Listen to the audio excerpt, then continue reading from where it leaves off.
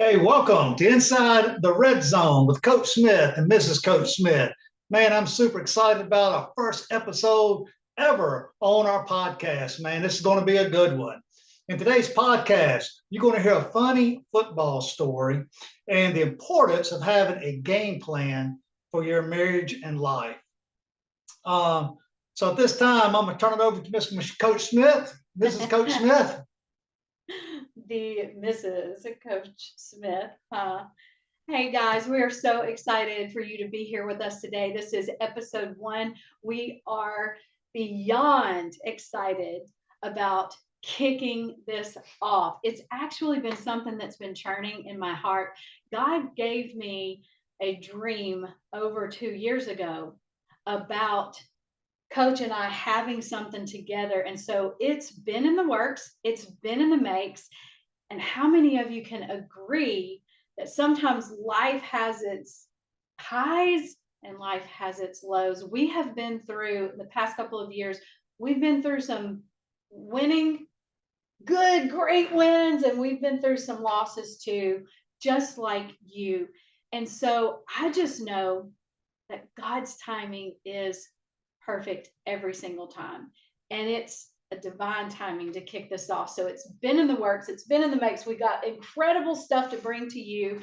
But first, just let me say this and let me share. I'm going to fully share a disclosure right here in the beginning, right? That's right. Let me tell them, because if you've been in our lives at all, anywhere along the way and along the journey, there may be times that some stories could come up and out. Now, we might use your name and we may not specifically use your name, because as we've been talking about the episodes that are to come, and we've booked some incredible special guests, stories are coming up and they're funny, they're fun, and they're loving. And just know, disclaimer, we love all of you, and you guys have made Coach and Mrs. Coach and our lives and blending our families an incredible journey. Oh, absolutely. You know, I heard this from Coach Riley one time, Fred Riley Davidson. He's taught all the coaches. He says, man, he said, you better have thick skin in this business right here. You know, but just know we love you. If we tell a funny story about you, and I think it's hilarious, we can go back and share with you some of the funniest things that happens, behind the door, behind the stage in the game of football. And so let's just get on with it, man. Let me tell you one story that is hilarious, and I have witnessed a lot over my years. Can I say this one? Sure, absolutely. Thing? We are raw and real here. We are at the bar in our garage, and this is the way it was designed to be. We're not professionals yet, but we're just coming to you as a married couple in the coaching community with a lot of love, and we're very real. Our golden retriever captain is sleeping under our feet. If you hear some snoring, we literally are enjoying just what it is. Yeah, this is absolutely what it is. This is us. So, be honest with you, he ate earlier today, and he's got a little gas. Yeah, so we're trying to overlook that. But anyway, let's roll with it, man. First funny story I got to tell you about. So I think this happened back in 2009, 2010, when I was a Davis Warrior with Coach Fred Riley and his awesome staff that we got to work with. So we had a new coach on staff, and he had one job. So Coach Riley informed him that his duties this year were he'd be in the box, going up to the press box. And while our opponent was on defense, he'd need to let Coach Riley know the box. Whether it got a 7-man box, a 6-man box, what they were doing up front. They were an even front, odd front, yada, yada, yada, yada. So usually about quarter till kickoff, 6:45, the coaches, the server in the press box, they make their way up to the press box. So as about 4 coaches made their way up to the press box, one of our coaches happened to look down in the food court there, and there was a food truck. And he, on the side of that food truck, it had written chicken on a stick. So our coach says, man, I'm at Ladd Stadium. I've never had a chicken on a stick. He said, I think I got time to go down to that food court and get me a chicken on a stick and take up to the press box. He said, none of the coaches down on the field level know that I'm eating a chicken on the stick. So make a long story short, he goes down. And by this time, kickoff is at 7 o'clock. So at 10, captains go out at 10 till the hour. They make their way up, coin toss, yada, yada, yada. They go back to their teams. About this time, the team is about to run on the field. The band's about to play the fight song. Coaches got their headsets on. They trying to communicate with the coaches upstairs. So about this time, there's like 3 minutes before kickoff. And this one particular coach, all the other coaches like, man, where's Coach so-and-so? Where's Coach so-and-so? And they look down, and this coach was still in line to get him a chicken on a stick. And it's about to be kickoff. And you know how it is for kickoff. It's crazy. Everybody's intense, man. You ready to go. And I think we was playing Murphy that night. Murphy's one of the biggest rivals back when I was at Davidson. So Coach Riley got on the phone. Okay, just so happened that we was going to be on offense first. So Coach Riley, had to communicate with the guy in the box about the front they were going to be in, their box. So sure enough, we get the ball, and man, they just smack us the first 2 times. Man, we would run the football. We was a very aggressive downhill running football team, stacked guy, and man, they were just hitting us in the mouth. Coach Riley is 3rd down. Coach Riley gets on the headset. Coach so-and-so, what are they doing up front? What are they in? They in an odd front, even front, asking all these questions. And it was complete silence. And then the other coaches want to throw that particular coach underneath the bus. So they wasn't saying a word. It's like, where in the heck is they took the heads on? Where's Coach at? He's down there. They're still getting him a chicken on a stick. So at this time, Coach Riley was getting very upset. Coaches, where is Coach so-and-so? And so he started wearing the other coaches out, getting on to them. The other coaches, they had enough of it. They said, Coach Riley, Coach so-and-so is getting a chicken on a stick, and he's down in the line. Hey, it's getting ready to be 4th down. So that was hilarious. So Coach made his way back up, had his chicken on a stick, and didn't realize, man, there was a long line. He said, well, you better put your headsets on, Coach. Coach Riley wants to talk to you. But anyway, that was a great story. And I absolutely love that coach that he actually got the chicken on a stick. We can laugh about it now, but for me, that kind of humor just cracks me up, and got to experience that way back in 09 and 010 when I was at Davidson. So anyway, that's my funny story today. Funny. So moving right along, man. I'm glad he didn't lose his coaching position. Right? Oh, no, absolutely not. He's one of the best D-line coaches I've ever been associated with in all my years of coaching high school football. Okay, absolutely. just don't go down to the concession stand. Yeah. So if you don't get your chicken on a stick, go hour before game time or something. Don't go 15 minutes before kickoff and decide to bring a chicken on a stick to the press box. That's funny. All right. So moving right along, we got a lot to talk about tonight, man. We're so excited on a serious note what we're going to talk about today. So anyway, I really want to interject for a second on that before you get started, because it was really cool how God just we had a different episode planned. For our first episode, we had a totally different layout. We had, everything already planned, which probably is going to be episode 2, maybe, or a little bit down the road. But it was really cool how God just laid it out for us for exactly what we needed to do and change. Oh, absolutely. And God gave us a word, and because this whole podcast is centered around football related terms, football, and we can apply this in life, and and sports. In sports, not just football, all sports. I have coached them all. I've coached baseball, basketball, football. I even coached track for a little while. But in every sport that you play, you got to have a game plan in order to be successful. And you know what? In order to be successful in a marriage or life, you got to have a game plan. You got to execute that game plan so you can come on top. Yes. Really, and it doesn't matter what age you are, and it doesn't matter if you're single or married right now. You've got to have a game plan. And what we found is that God's game plan is by far, because we spent too many years. We can tell you how many years of trying to make our own game plan. And you'll get so far, you might have some wins, and you're going to have losses. Everybody does, or wins or learning. You're either winning or learning, right? Yeah, absolutely. But God's game plan can completely transform everything. So this word is awesome. Let's go. That's right. Let's roll with it. All right. So I've got a quick question for you. I think I've already asked you this question. I'm going to ask you again. I want you to think about it. Do you feel like your life is a lot like a football game? Absolutely, I do. And in order to go into a football game, you got to have a game plan, and you cannot run bad plays in a football game in order to be successful. You watch film, you game plan, you look at your opponent, you talk to other coaches, but sometimes, because we're human, we run bad plays, and that's going to happen. And if you run bad plays, 95% of the time, you're not going to be successful. So let's talk about stop running these bad plays in your marriage, okay? Or life. I mean, or life. Yep. Yeah, either Work, one. job, life, career, kids. Yeah, absolutely. You can apply this anywhere. So the first bad play you don't run, you don't criticize. So at this time, I'm going to turn it over to Coach Mrs. Smith right here. She's going to talk about that bad play not to run. Yeah, the first one is pretty critical, I think. It's criticize. And I want you to think about this as we're talking about it. It's being negative. It's always looking at the negative. It's pointing out what's wrong instead of right. Even the Bible tells us that the power of life and death is in our very tongue.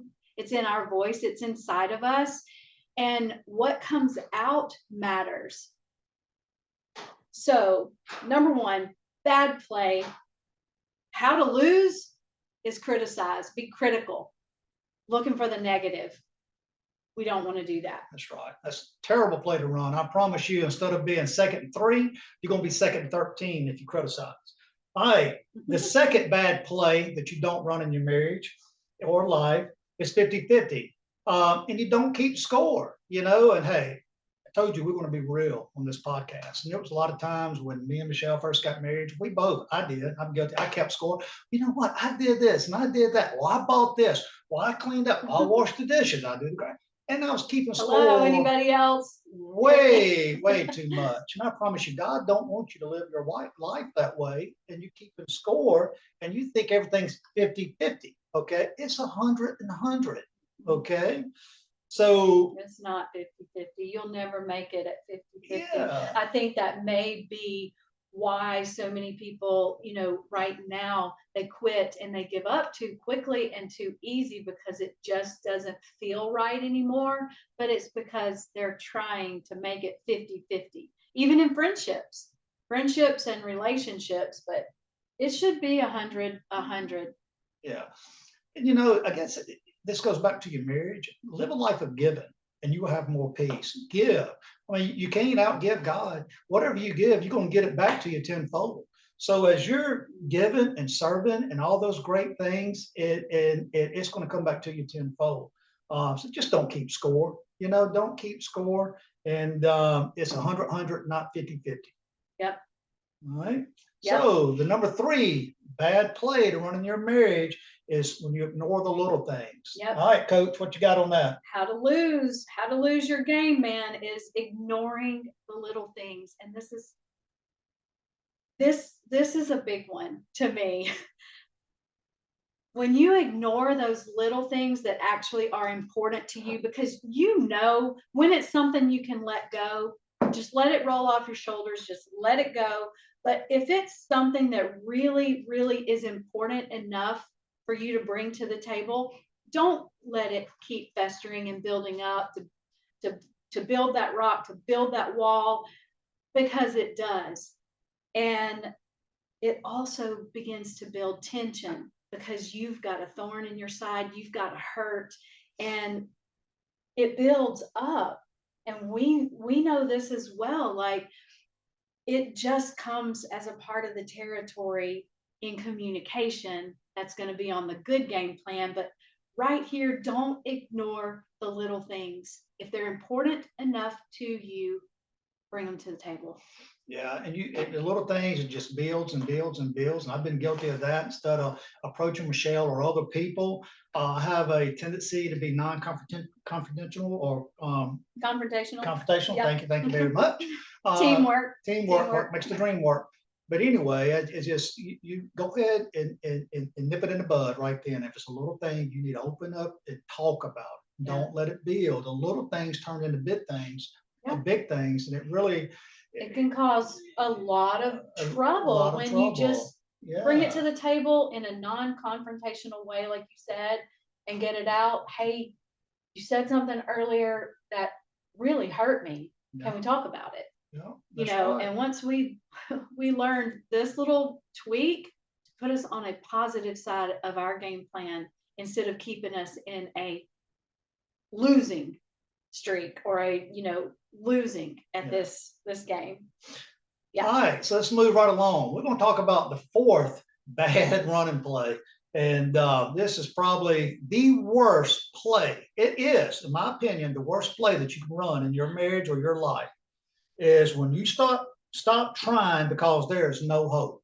You know, as a coach, I mean, like I said, I've coached baseball, football, basketball. The one thing, I might not be the smartest coach, X's and O's, but I try to be a great motivator in getting these kids. But I always taught my kids, whatever sport I've coached, is don't you ever give up. You play as hard as you can for every snap until the whistle blows. You're going to play 4 quarters. Don't you give up, and keep fighting, keep fighting, keep fighting. That's the same thing applies to your marriage. Don't you give up. Things are going to be bad. But you know what? What are you going to do? You're going to throw in the towel and give up, walk away? Don't be a quitter. You keep fighting as hard as you can. I promise you, things will work out. Um, you know, Good. going back to God's view, all things is possible with God.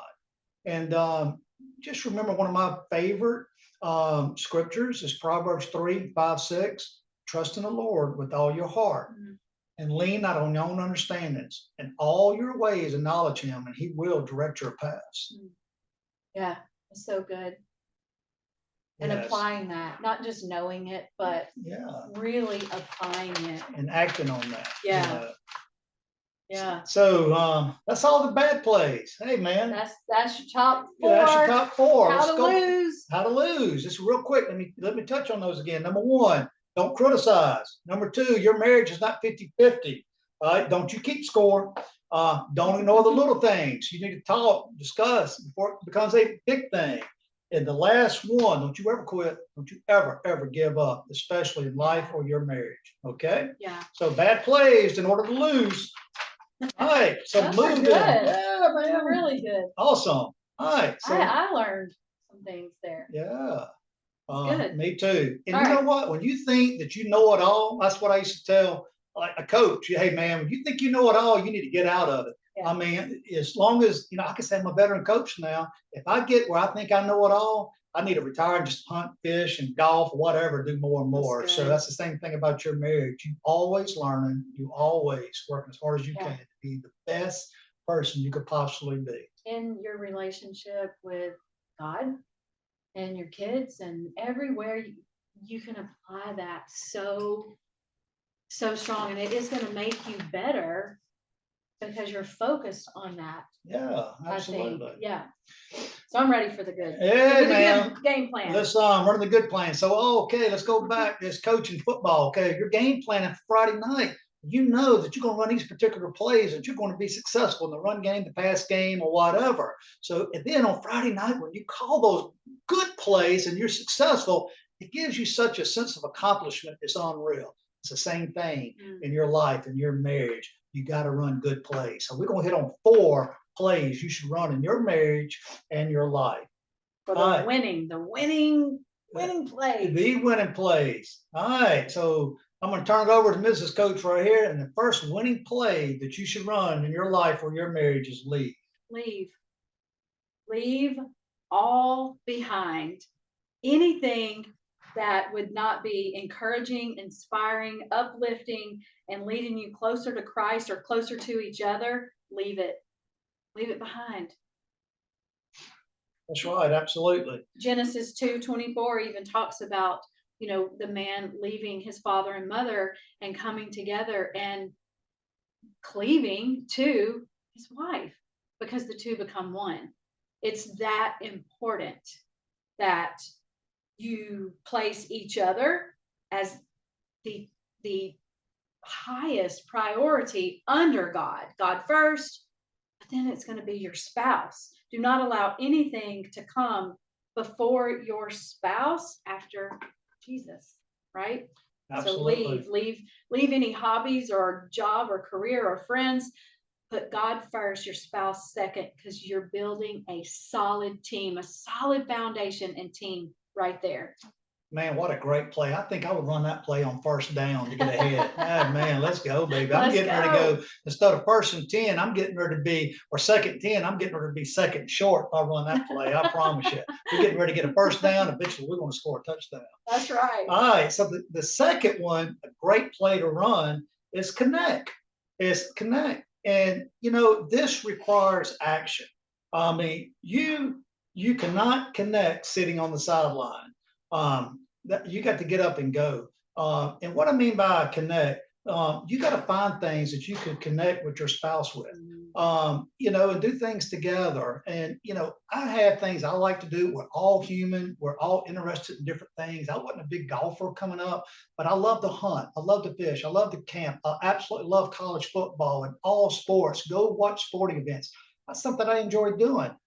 Michele, she loves life. She loves fitness and she loves just helping people. She's got a heart of gold.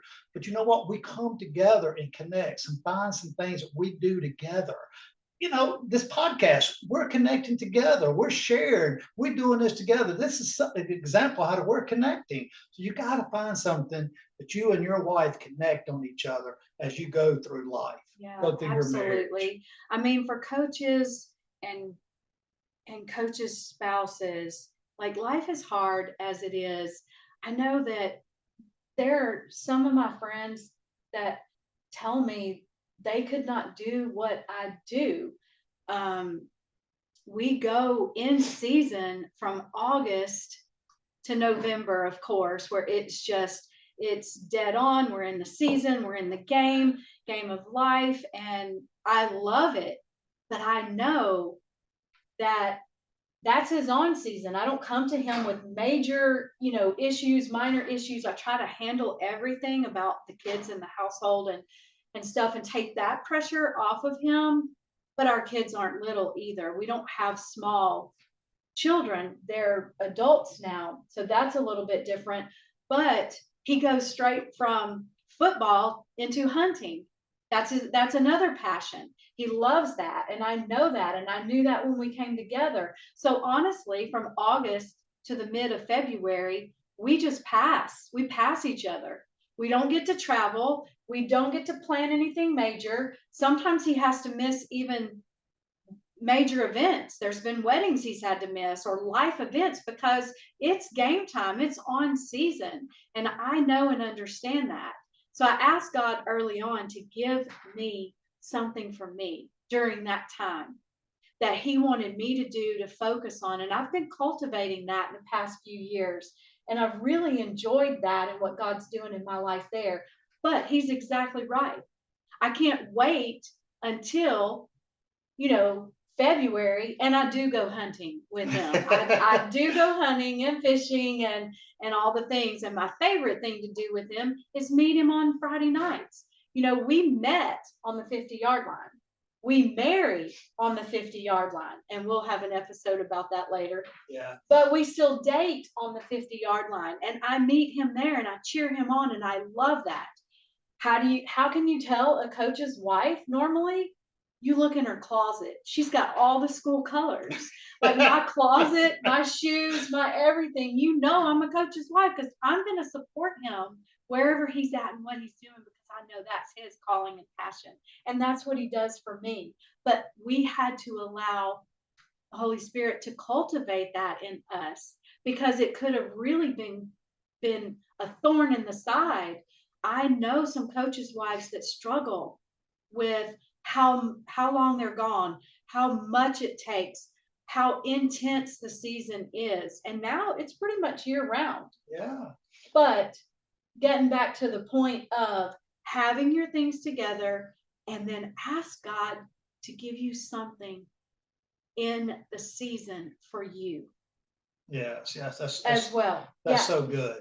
And just I know you know this, but guys, you gotta just you gotta have a date night. I mean, you gotta set aside this once a week, once a month. Go find something special to do. And by the way, we are empty nesters right now. Some of you gun coaches, if you want to have a night on the town, we would love to babysit your kid on Friday, Saturday night. So, Absolutely. you can go That and was have a night good. on the town. And hey, we might even buy you dinner one night, man. And I love it. yeah, I love it. absolutely. And you need to plan a vacation once a year with your family. But there's Yeah. some nice things that you and your wife connect. I would highly, highly recommend a marriage retreat. FCA is one of the Yes. organizations that we support annually. Yeah. And one of the things, they have a coaches timeout that they have in Orange Beach. And we've been doing it for Yeah. probably 7 or 8 years now. It is phenomenal. And it will fill up within 2 days. I highly recommend coaches out there to go to this marriage retreat. It would enhance your marriage and it would enhance your walk with Christ. I promise you. It does. It really does. And it gets you out of your home and your element. It puts you into a gorgeous hotel room at the beach where you can just down. Yeah. If you guys are interested in that, reach out, send us a message. We'll have all of the ways to connect with us further in the show notes coming up.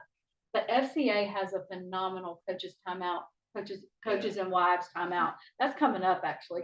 Yes, sir. And Dennis Hayford and Justin Patterson, man, I love those guys to death, and they do a phenomenal job.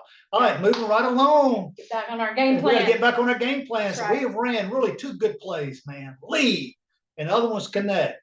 Do you know what? This third play is, I hate to say it, but it's my favorite. I knew you were going to say It that. is touch. All right, coach, let's talk about coach touching. It's getting hot in here. Listen up, boys. You turn that radio, but you turn that volume up on this. Turn the volume up. Yes, the third one. I mean, this should have been one, but I guess we had to kind of No ease particular them order. into, yeah. But touch, guys, this is so important. Oh yeah, here we go. It's intimacy. Intimacy, baby. Guys, you will score here with this play a lot more often if you execute more hugs, more hand holding, more forehead kisses. It's all the little things. Let me tell you, this one actually surprised me, but when I asked myself and I was asking my heart, listening, guys, if you will just listen and look her in the eye, look her in the face, it doesn't take a whole lot, but listening actually touches her heart. It touches her heart. And then I'm telling you, like, we created a Coach and Mrs. Coach workout because we believe that if you sweat together, then you're going to sweat more together, right? I mean, there's just some things that you can figure out what's important to both of you, but touch is important. And by the way, can I take a second? Sure. At this moment to just say, you know, I love you in hats. And with that shot. Oh, don't. She thinks this is very sexy. Ladies. When I turn my hat around. Who doesn't love their man in a backwards hat now? Come on. Hey. Come on. Ben, he looks good. He wears his hat backwards all the time. So anyway. Yeah, I think we like the backwards hat and the hoodies, the hats. So you're looking good today, honey. So guys, just remember, if you want to score a touchdown, you know the kind of touchdowns I'm talking about. You got to touch and you got to be nice and all these things that Coach just told you about. Yeah. And man, it's just the little things, honestly. It doesn't even have to be big. Sure, we love the grandiose travel and the spa days and the gifts and all those, but honestly, when you reach over and just hold my hand, we're driving down the road, when you just touch my hand and you can feel that warmth and it's skin to skin. Yeah. It's like that connection of, that's right. It's a non-sexual touch that will build up to bigger, greater things. So a sexual touch. Yeah, exactly. I didn't know if we should be saying that. Hey, we're all adults. So, I mean, you know, sex right. is amazing. And in a marriage where it's supposed to be. Absolutely. And God created it for that. But it's in your game plan. It's in the game plan. Yeah. Touch absolutely. more. Yeah. All right. And the last play that you got to run in order to be successful on Friday nights, and you got, in order to be successful in your marriage and life, You got to serve, man. You got to serve one another. Give you some examples. Is you got to help your spouse with all the chores. You cook for your spouse every once in a while. I talk about men cooking for the women cook for women. We talked about this earlier. It's not 50-50, it's 100. You got to serve each other. You got to wait on each other, and do the little small kinds of act of kindness. It goes so far in life. Yeah. Just a little handwritten note. Say, hey, I love you. I hope you have a wonderful day. Or text each other. Say, hey, I love you. Thinking about you. Just the little things. You know what I'm coming from. Doesn't always have to cost a whole lot of money either. Some of the times that I can think about that has really touched my heart with you is you've written me those handwritten notes, sometimes even on a napkin. Yeah. It doesn't matter. Paper towel, a napkin. You leave me little notes in my office and a hand-picked flower. Yeah. That's like you've given me $1,000. Yeah. I mean, it's awesome. It's easy to run to Walmart and buy a card, everything, and just sign your name. That's the easy way, man. Yeah. A handwritten note from your heart to your spouse, I think, is one of the best things you could ever do to serve your wife. Serving. Plus, you save a little money. Yeah. And serving each other is high priority, but find somewhere to serve out in your community if you can. If you have the time and you can work it in, find somewhere to serve together. Absolutely. Out in your community. Yeah. And getting back to the spiritual realm, you can't outgive God, and every day you need to think about, you're going to show 3 acts of kindness to somebody. And somebody's going to look at you and say, hey, what does that person have that I don't have? Yeah. And it's a relationship with Christ. That's good. When you serve others, when you're kind and you feel with the Holy Spirit, man, there is no better feeling in the world. Yeah. But That's anyway, so good. You can't outgive God. Yeah. Yeah. And, talking about your spouse and everything and serving, love your spouse the way Christ loved the church. Mm. And this is an awesome play to run. Mm. So anyway, we're going to wrap it up today. That's so good. I think we brought some gold in a game plan today. Absolutely. How to lose, then how to win. Yes. How to implement. We're going to continue these conversations every week. We've got some incredible special guests. I mean, some really cool guests booked to come. More stories, more insights for life and living. But our heart is just to keep sharing about our faith, family, how to grow it. Fitness is going to cover mental fitness, your health, physical fitness, and how to stay that way and fit. Of course, we tie it into football because that's our lives, but it's sports in general. I mean, did you think of his question in the beginning? Like, did it hit you to say, did you stop for a minute and just think about, is your life like a football game? So this week, we want you to kind of think about that as you go forward. Think about the game plan that we just gave you right here at the Smiths bar, hanging out in the garage with us. And we want you to subscribe. Go ahead, like and subscribe to our podcast because it's going to get really, really good. Of course, we would love if you share it out. And then get the notifications so that you know when that next episode pops up. We would love that. All right. It's been great. Have fun. Take care. We know we love you. Coach and Mrs. Coach. So what is it? What do you like to say? It's 4th and 2. What you going to do? Every day, think about that. It's 4th and 2. You got to make a great call, man. You got this. Have a good one. 4th and 2. 4th and 2. What you going to do? See you soon.